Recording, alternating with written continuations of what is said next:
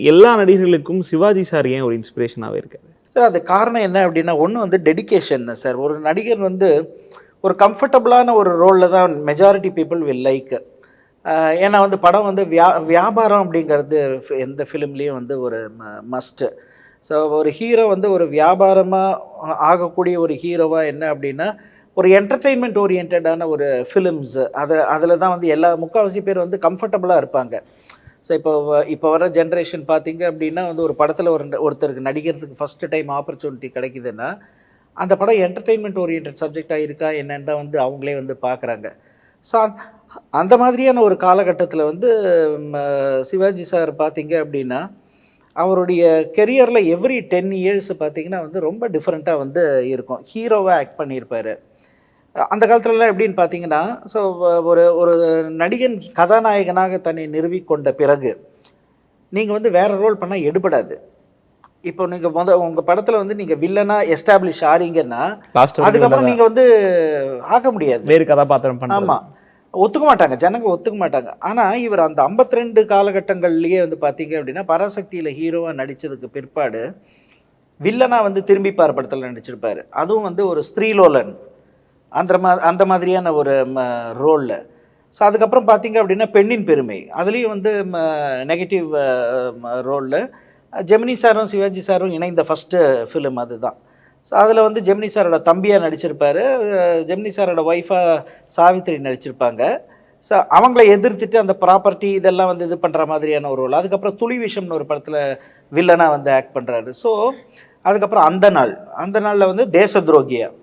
So இதெல்லாம் அந்த காலத்தில் வந்து யாருமே செய்ய துணியாத ஒரு விஷயங்கள் வந்து இமேஜ் பார்க்காம. ஆமாம், நம்மளோட இமேஜ் போயிடும் அப்படின்ற ஒரு எண்ணம் இல்லை. கரெக்ட். அதுக்கப்புறம் பார்த்தீங்கன்னா ஹாஸ்யம் காமெடி சபாஷ் மீனா எடுத்துக்கிட்டிங்கன்னா அது பண்ணியிருப்பார். கல்யாணம் பண்ணியும் பிரம்மச்சாரி.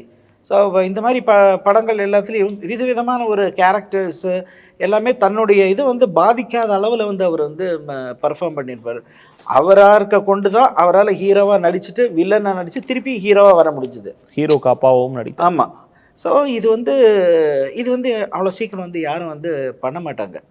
ஸோ அதை வந்து அந்த 50s 60s எல்லாம் வந்து அவர் கண்டினியூஸாக ஈவன் 64 பார்த்தீங்கன்னா புதிய பறவையிலேயே நெகட்டிவ் ஷேட்ஸ் உள்ள ஒரு கேரக்டர் தான்.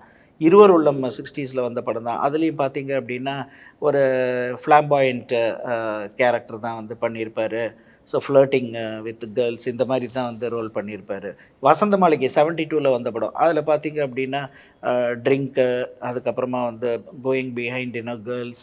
ஸோ இப்படி தான் வந்து இருக்கும் அந்த ஸ்டோரி. ஸோ அந்த மாதிரியான ரோல் பண்ணிவிட்டு அதுவும் பெரிய ஹிட் ஆகும், அதே மாதிரி நல்ல ஒரு ரோல் பண்ணும்போது அதுவும் வந்து ஹிட் ஆகும். ஸோ இந்த ஒரு டிஸ்டிங்ஷன் வந்து அவருக்கு தான் இருக்குது. மேபி அரசியல் காரணங்களுக்காக மற்றவங்க அதெல்லாம் பெருசாக பேசாமல் இருக்கலாம். ஸோ பட் எனக்கு தெரிஞ்ச வரைக்கும் இன்றைக்கி இண்டஸ்ட்ரியில் அவரை எல்லோரும் அப்பா அப்பான்னு தான் கூப்பிடுறாங்க. ஆமாம். ஸோ நம்ம யாரை வேணால் அம்மானு கூப்பிடலாம். ஓகே. ஸோ அது வந்து இது இல்லை. ஆனால் அப்பான்னு நம்ம வந்து டக்குன்னு வந்து எல்லாரையும் வந்து கூப்பிட வந்து முடியாது. வார்த்தை சொல்வதற்கு ஒரு சங்கோஜம் இருக்கு. ஆமாம். ஸோ பட் அவர் அந்த மாதிரி கூப்பிடுறாங்க அப்படின்னா தட் இட் செல்ஃப் ஷோஸ்னா அவருக்கு மேலே எவ்வளோ பெரிய ஒரு ரிகார்ட்ஸ் அண்ட் ரெஸ்பெக்ட் வச்சுருக்காங்க அப்படின்னு. இங்கே மாத்திரம் இல்லை.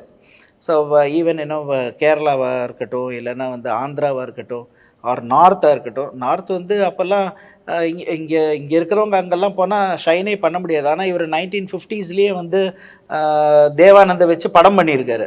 ப்ரொடியூஸ்